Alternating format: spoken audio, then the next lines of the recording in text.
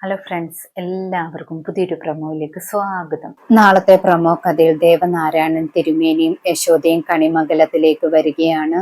അവരെ കാണുമ്പോൾ വരുണും രാധികയും ഒരുപാട് സങ്കടത്തോടെ നിൽക്കുന്നു. സൂര്യൻ, ജയഭാരതി മുത്തശ്ശിയും രണ്ടുപേരോടായിട്ട് സംസാരിക്കുകയാണ്. സൂര്യ പറയാണ്, ഒരു കുടുംബത്തെ മൊത്തം മുൾമുനയിൽ നിർത്തിയിട്ട് മുത്തശ്ശി കളിക്കുന്ന കളിയുണ്ടല്ലോ, അതൊട്ടും ശരിയല്ലെന്നൊക്കെ പറയുന്നു.